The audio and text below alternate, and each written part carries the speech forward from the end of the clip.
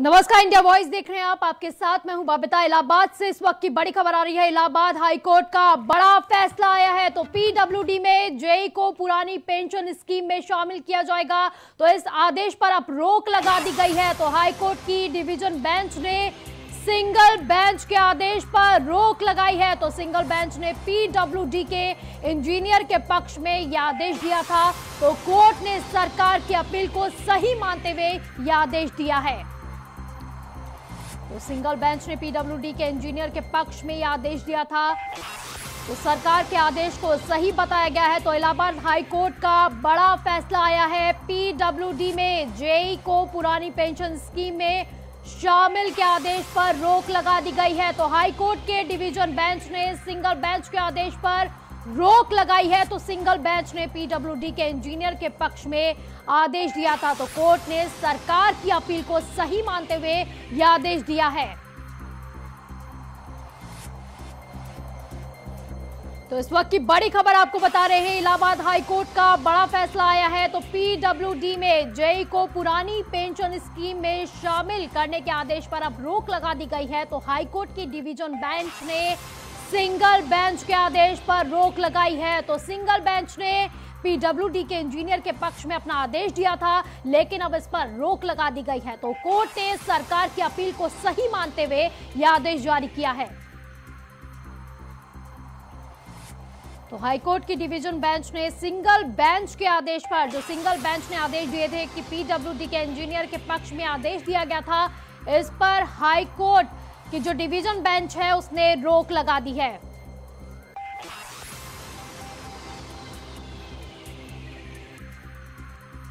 तो इसी पर ज्यादा जानकारी के लिए हमारे संवाददाता सोएब रिजवी हमारे से जुड़ गए हैं। तो सोएब, पीडब्ल्यूडी में जेई को पुरानी पेंशन में जो शामिल करना था उस आदेश पर अब रोक लगा दी गई है।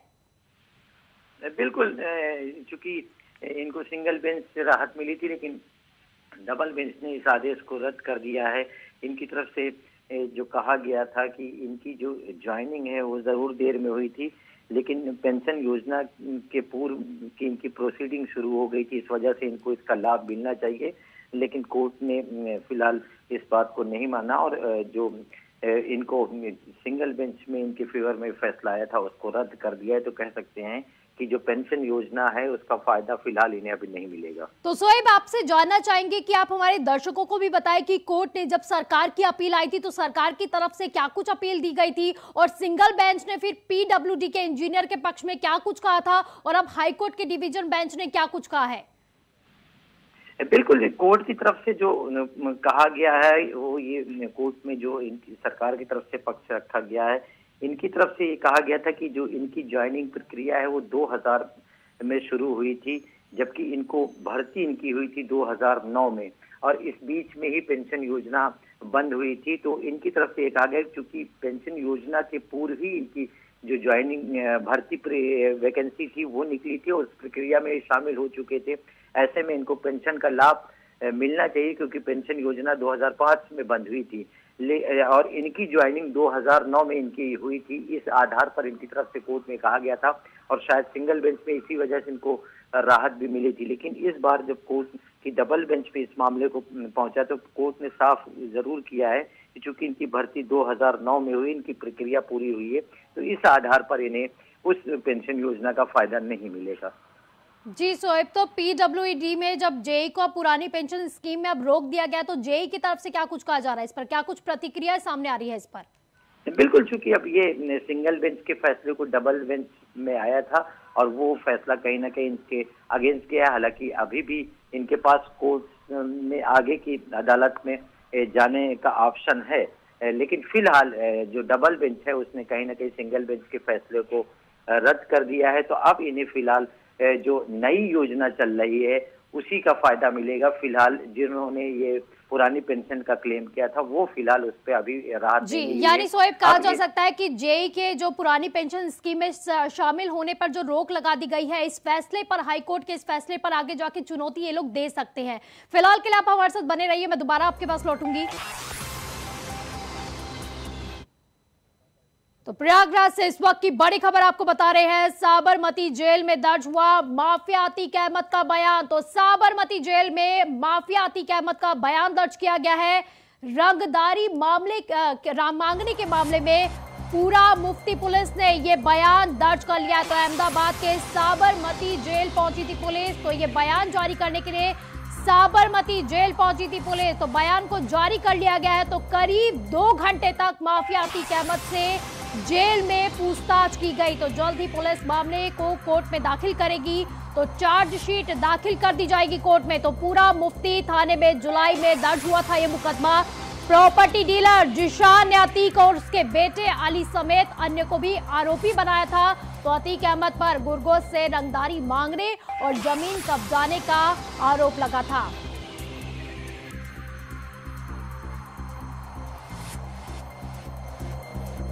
तो बड़ी खबर आपको प्रयागराज से बता रहे हैं। साबरमती जो है जेल में जाकर अतीक के बयान को दर्ज किया गया है। तो साबरमती जेल में माफिया अतीक अहमद के बयान को दर्ज किया गया है। तो बयान किस पर था? रंगदारी मांगने के मामले में ये बयान जो है इसको दर्ज किया गया है। तो रंगदारी मांगने के मामले में पूरा मुफ्ती पुलिस ने ये बयान दर्ज किया है। तो अहमदाबाद के साबरमती जेल पहुंची थी पुलिस, जिसके बाद ये बयान जारी किया गया है। करीब 2 घंटे तक ये पूछताछ जारी रही, उसके बाद ये बयान जारी किया गया है। बढ़ते अगली खबर की ओर। तो कानपुर की घटना पर सियासत उफान पर पहुंच गई है। तो उसी को लेकर हमारे संवाददाता ने डिप्टी सीएम केशव प्रसाद मौर्य से खास बातचीत की। आइए आपको भी सुनाते हैं। कानपुर में हुई घटना को लेकर अखिलेश यादव की तरफ से बयान दिया गया है, जिसमें कहा गया है कि घटना खराब सड़कों की वजह से हुई। हमारे साथ इसमें बात करने के लिए उत्तर प्रदेश के उप मुख्यमंत्री केशव प्रसाद मौर्य जी हैं। सर, जिस तरीके से कानपुर की घटना हुई है उसको लेकर अखिलेश यादव ने बयान दिया है कि ये वजह जो है बहुत दुखद है। उसको लेकर के माननीय प्रधानमंत्री जी ने, माननीय गृह मंत्री जी ने, माननीय मुख्यमंत्री जी ने, मैंने और हमारे सभी सरकार से जुड़े हुए लोगों ने बहुत गहरा दुख जाहिर किया है। और हम सबको संवेदना है ऐसे पीड़ित परिवारों से जिनके परिवार के कोई भी सदस्य इस दुर्घटना के कारण से चले गए हैं। सरकार की ओर से कुछ राहत राशि और जो घायल थे उनके चिकित्सा व्यवस्था के लिए प्रबंध किए गए हैं। और ऐसी दुर्घटनाएं ना हो, ट्रैक्टर को लोगों को बड़ी संख्या में लेकर के आने जाने का माध्यम बनाने की जगह अगर ट्रैक्टर को सामान की ढुलाई के लिए इस्तेमाल कर रहे थे, इतनी बड़ी बड़ी घटनाएं ना हो, ऐसा मुख्यमंत्री जी ने भी अपील किया है। और लगातार सरकार के माध्यम से प्रयास होगा। और जो भी दुर्घटना हुई उसका हम लोगों को बहुत गहरा दुख है और पीड़ित परिवारों के प्रति हमारी संवेदना। ट्रांसफर पोस्टिंग पर उन्होंने आरोप लगाया। उन्होंने कहा कि उस ट्रांसफर पोस्टिंग में बड़ी संख्या में घूसखोरी हुई, जिस वजह से ये सब हादसे हो रहे, लोग फील्ड पे अफसर नहीं जा रहे। आज मेरा ये कहना है कि श्री मुलायम सिंह यादव जी उत्तर प्रदेश के बहुत वरिष्ठ नेता हैं, कई बार मुख्यमंत्री रहे हैं। और श्री अखिलेश यादव जी भी यहाँ के पूर्व मुख्यमंत्री हैं और श्री मुलायम सिंह जी के पुत्र हैं। और आज उस परिवार के सामने मुलायम सिंह जी के अस्वस्थ होने के कारण से एक चिंता है। और उनको ही नहीं, पूरे प्रदेश को चिंता है। लेकिन इस समय में कोई टिप्पणी नहीं करना चाहता। एक आखिरी सवाल, उपचुनाव होना है, गोला गोकर्ण सीट जो खाली हुई थी 3 नवंबर को, उस पर उपचुनाव की घोषणा होगी, इसको लेकर क्या? हमें विश्वास है कि हम फिर वहाँ पर कमल खिलाएंगे। वहाँ हमारे भारतीय जनता पार्टी के विधायक थे जिनका दुखद निधन हो गया था। तो चुनाव आयोग जब कोई सीट रिक्त होती है तो चुनाव का ऐलान करता है। भारतीय जनता पार्टी हर समय चुनाव के लिए तैयार भी रहती है। बहुत बहुत शुक्रिया हमसे बात करने के लिए। तो ऐसे उप मुख्यमंत्री केशव प्रसाद मौर्य, जिनका साफ तौर पर कहना है कि जो घटना हुई है उसको नहीं होना चाहिए था और उसको रोकने के लिए सरकार हर स्तर पर प्रयास कर रही है। कैमरामैन सुभाष चंद्रा के साथ मैं प्रियम पाठक, इंडिया वॉइस, लखनऊ। तो डिप्टी सीएम केशव प्रसाद मौर्य को आप सुन रहे थे। तो खास बातचीत की है उन्होंने हमारे संवाददाता से। तो वहीं पूर्व सीएम अखिलेश यादव ने कानपुर घटना पर सरकार पर वार करते हुए क्या कुछ कहा है, ये भी सुनाते हैं आपको। ये जो हादसा कानपुर में हुआ है बहुत दुखद है और अभी भी जानकारी पूरी नहीं मिली है कि आखिरकार कितने लोगों की जान गई है। बड़े पैमाने पे लोगों की जान गई है। और सुनने को ये मिल रहा है कि जब वो ट्रैक्टर आ रहा था, सड़क सकरी थी, कई दिनों से और बारिश की वजह से सड़क में कटान हो गई थी, गड्ढे थे, कहीं उसकी वजह से भी ट्रॉली पलट गई और बहुत बड़े पैमाने पर लोगों का नुकसान हुआ, कई जाने गई। सरकार को जिम्मेदारी लेनी चाहिए और उन परिवारों की मदद करनी चाहिए और ज्यादा से ज्यादा मदद करनी चाहिए। वही जेडीयू के राष्ट्रीय अध्यक्ष ललन सिंह ने प्रशांत किशोर पर के बिहार में पद यात्रा पर कहा है कि प्रशांत किशोर बिहार में कुछ काम नहीं हुआ है, ये बात कर यात्रा पर निकले हुए हैं।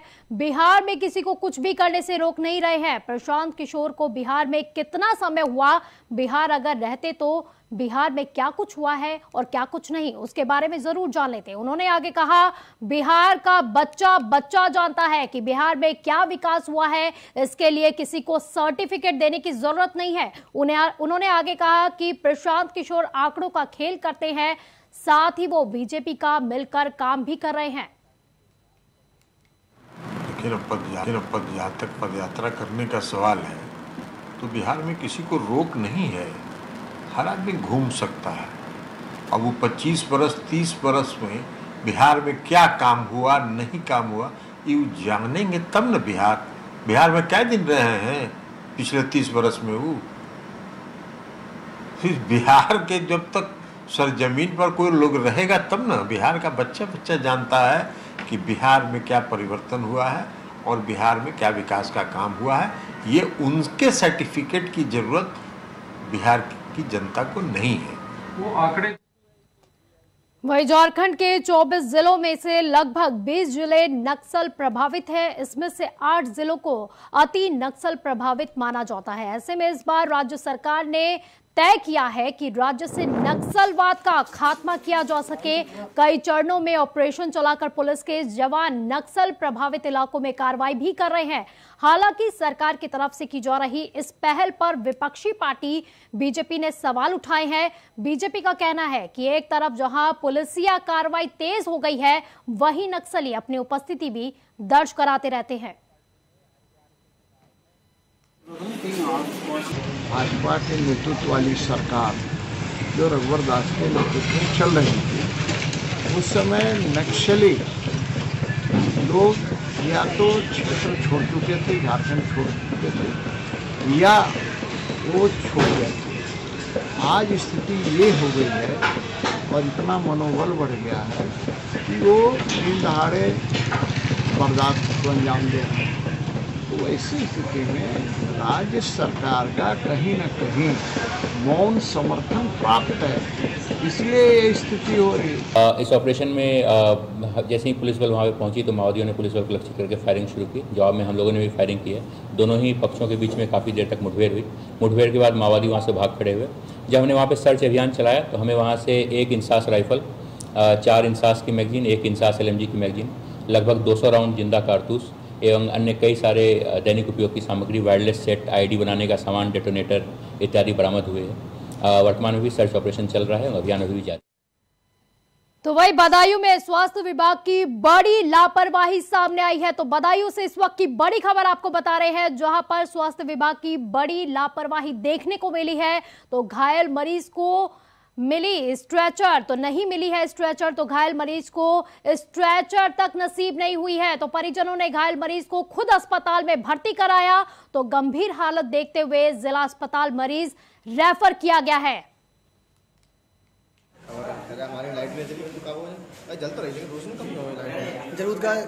तो बदायूं के अस्पताल की ये बदहाल व्यवस्था है, जिसकी तस्वीरें हम आपको दिखा रहे हैं। बदायूं में स्वास्थ्य विभाग की बड़ी लापरवाही सामने आई है। तो घायल मरीज को स्ट्रेचर भी नहीं मिल पाया, तो परिजनों ने घायल मरीज को खुद अस्पताल में भर्ती कराया है। तो गंभीर हालत देखते हुए जिला अस्पताल मरीज को रेफर कर दिया गया है।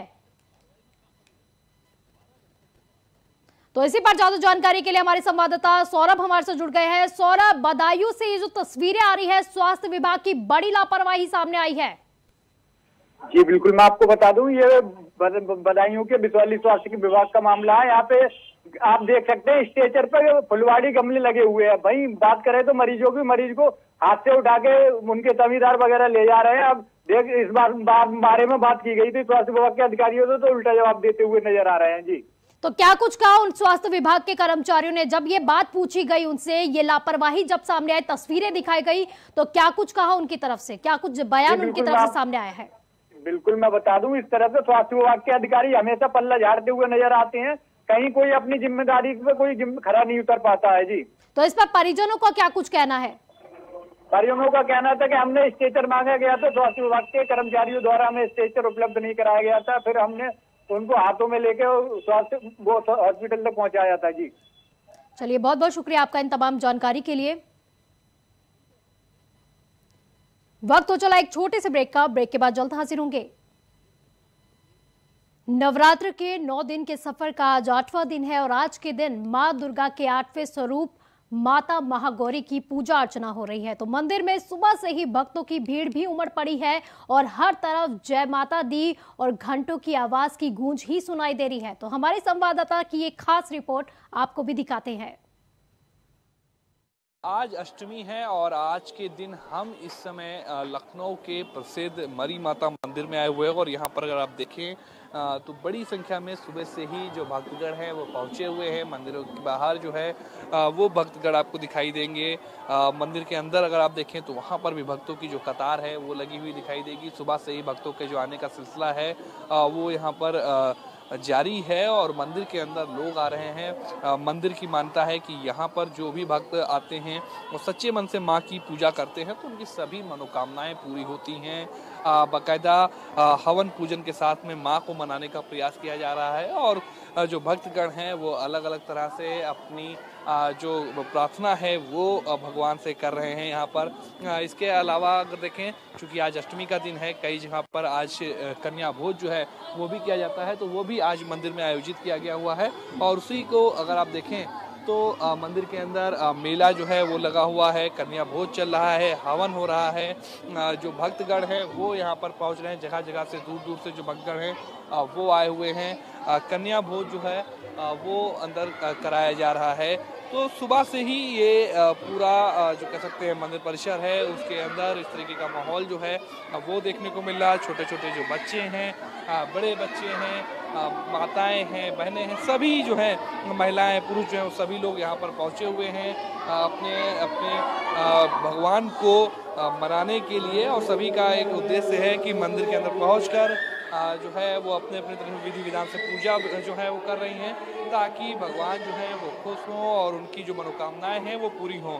लखनऊ का ये ऐतिहासिक मरी माता मंदिर है और उसके अंदर बात करें तो यहाँ पर मेले का भी जो आयोजन है वो किया जाता है। नवरात्रि के 9 दिन यहाँ पर भक्तों की बड़ी जो भीड़ है वो लगी रहती है और आज अष्टमी के दिन भी इसी तरीके का नज़ारा पूरे मंदिर परिसर के अंदर जो है वो देखने को मिल रहा है। बड़ी संख्या में जो लोग हैं वो यहाँ पर पहुँच रहे हैं और लगातार भक्तों के पहुँचने का जो सिलसिला है वो मंदिर के अंदर जारी है और भीड़ लगातार मंदिर में बढ़ रही है। कैमरामैन सुभाष चंद्रा के साथ मैं प्रियम पाठक, इंडिया वॉइस, लखनऊ।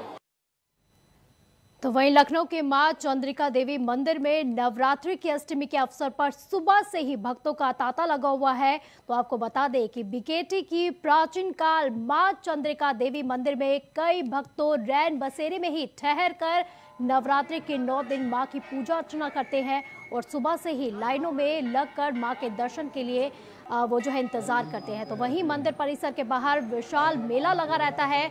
सुधनवा कुंज में नहाकर लोग मां के दर्शन करते हैं। साथ ही नवरात्रि में मां के दर्शन के लिए भक्तों का आना जाना भी लगा ही रहता है। तो लाखों भक्त सुबह से शाम तक 2 लाइनों में लगकर मां के दर्शन करते हैं। सिद्धपीठ मां चंद्रिका देवी मंदिर में पिंडी दर्शन कर भक्त अपनी मनोकामनाएं भी पूर्ण करते हैं। यहाँ पे जो है जो भक्त हैं वो लगातार मां के दर्शन के लिए आ रहे हैं और यहाँ